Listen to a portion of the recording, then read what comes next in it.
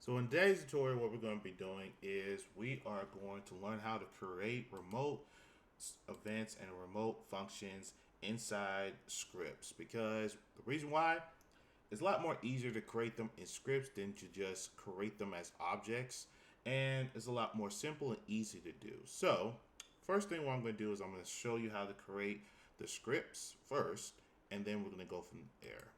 So the first thing we're going to do is, one, I'm just going to create myself a folder and name this shared. Now the next thing I'm going to do is I'm going to create a module script, and this one is going to be called remote service. And what we're going to be doing is I'm going to add a script to where it's going to create folders, it's going to create events, and it's going to create remote functions. So the first thing I want to do is I'm going to go ahead and get the script and copy to the remote service module script. And to get the script, it's going to be located in the link below in the description, so that way you guys have a way to paste it into your scripts that you're doing. So here's the first script that we got. So of course we got a couple of things. Put this in the replicated storage and create a remote service based off the module script, because it's going to definitely need that. Then we're going to create a couple of functions, create or get folder, create remote events, and then we're going to create remote functions. So we have this little line that says it's supposed to be instance, but that's okay because the remote is going to be parented to the folder object, which is going to be this right here, the get or create folder, which is the function that we made, and the folder is going to be where we're going to be placing inside of the replicated storage. Now the next script I'm going to be creating is what's going to be called server loader, and what we're going to do is we're going to create a server script. It's going to be a regular script, which is just this, and then we're going to rename it to server loader. And then what we're going to do is we are going to paste in the script that's going to be used. And what this script is that it's going to get the module script from the replicated storage share folder, and it's going to create a folder called game remotes, and it's going to create two things. It's going to create an event, which is by item, and a remote function called get player coins. So when the player is added, players are going to be added with 500 coins, and when the player is removed, it is going to go to nil, which is going to be 0. Now we gotta have two things. One is going to be a server event, which means that a player is going to buy an item, and it's going to get the player's coins for wherever the user ID is.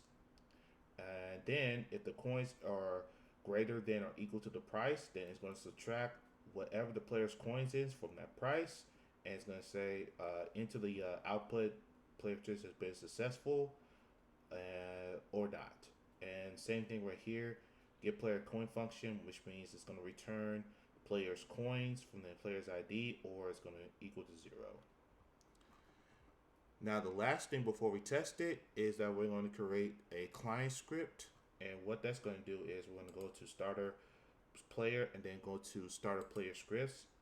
So the difference between the character and the player scripts is that the player scripts are pretty much tied into the player's folder, and the character scripts are basically from something that has to do with the character itself. So what we're going to do is I am going to put for the local script, I'm going to name it to client test, and then I'm going to copy this and put this into the script. And what this does is that it's going to check to see if the buy item or get player function and remote events are in the game remotes folder. Is going to invoke the server, meaning that it's going to run that function to get how many coins that the player has, and then it's going to run the buy item fire server, meaning that it is firing the remote event towards the server loader, which means that we're going to fire this event to where if it has enough coins, purchase; if not, not enough coins.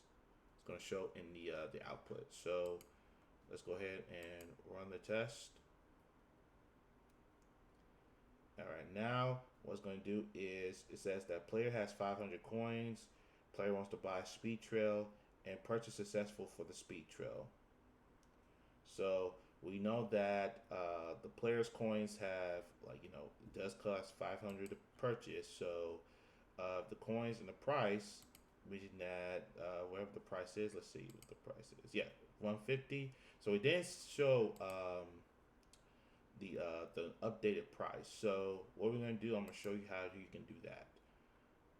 Is that in server loader, what we're gonna do now is we're gonna put print, and then what we're gonna do is I'm just gonna put, instead of price successful, coins, and put coins here. Now when I run it again, let's see what happens.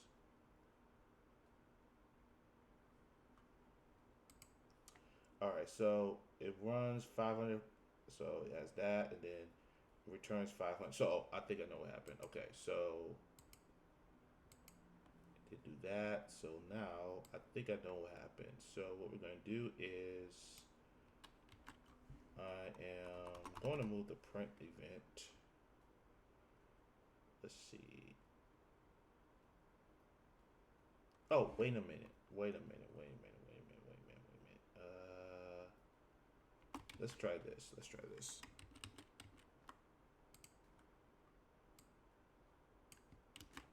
Instead of that, let's do this. Let's see what happens. There we go. Now it goes from 500 to 350. So that's what I have to do. So, so yeah, that's how you can use, especially when it comes to creating scripts, functions, events, on how you can create remote events. And just to show you, this is what it looks like. So we got game remote folder, get player coins, remote function, apply item remote events. So we all have that set up here, and that's how you can create your very own optimized remote system inside of your Roblox games.